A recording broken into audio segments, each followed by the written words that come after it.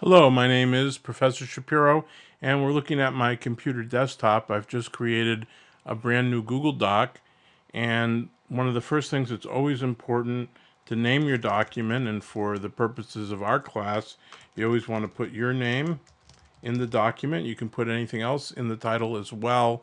So you could put the assignment number 2 or 1 or 3 or what have you, but it's most important that it has your name. And now I'm going to put a little bit of writing in here.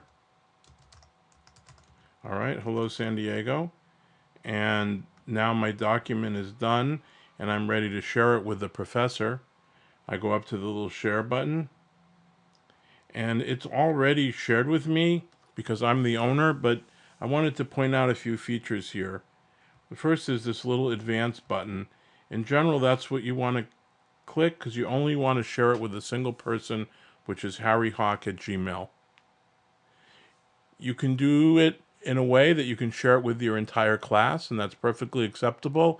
Obviously, if you had a group, this invite people list down here, you would put in all of the people in your group so that they could all have access to it, and you can assign who can edit it, who can comment, or who can view. But for me, it's always edit, and it's already there so that I'm good. I don't have to do that.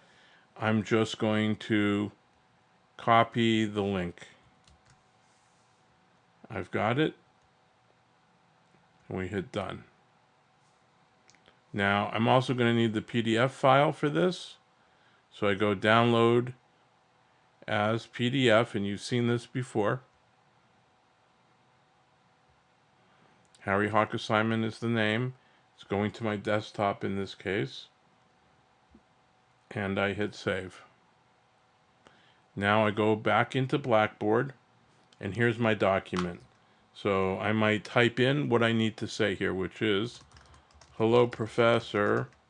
Here is the link to this assignment. I really enjoyed it. Hopefully that's true. And it's very simple. You just paste the link in, and we've seen this in the other video, but this is not a live link. No one can click on it, and so it's important that we get to being able to do live links. So we need to highlight it, and then we need to click this little button here. It says Insert Edit Link. And we will click on that, and we just paste it into the link path. And then on the second level here, it says open in this window. You want to put new window. So we've pasted the document path that we copied from Google here in the link path, and we set the target to be a new window. And we click insert over here on the right. And as you can see, it's already now a live link. Now this is the text editing menu, all the different things that you can do.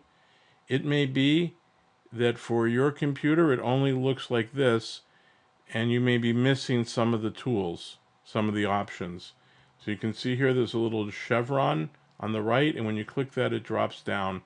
Now some people with certain browser combinations are unable to paste directly, and there is a workaround. Now I'm going to happen to delete this, and we'll start all over again.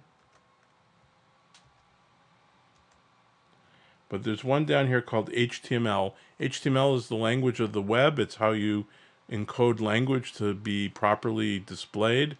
But for our purposes, we can click that, especially when it's a brand new document. There's nothing in this. If you've written a bunch of stuff, there'll be a lot of codes in here.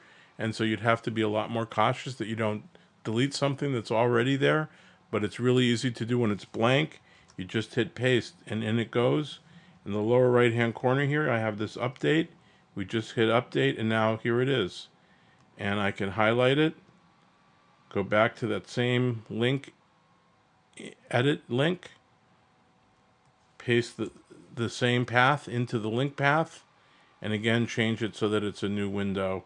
I hit insert as I did before, and there it is. Now I can still go to the beginning of that and still put in dear Dear Professor, thanks for making a video. Now, I can make these videos every week on any different kind of topic related to the course. So if you do have a special request, feel free to put it in the discussion forum. Let me know what you need so that we can make all the right videos to show you how to do everything that you need for class.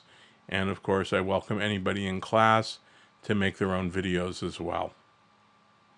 Now, I need to attach the PDF file. I hit browse my computer. I'm going to go into recently used. There's my assignment. And now when I scroll down, I hit submit. Here's my test message.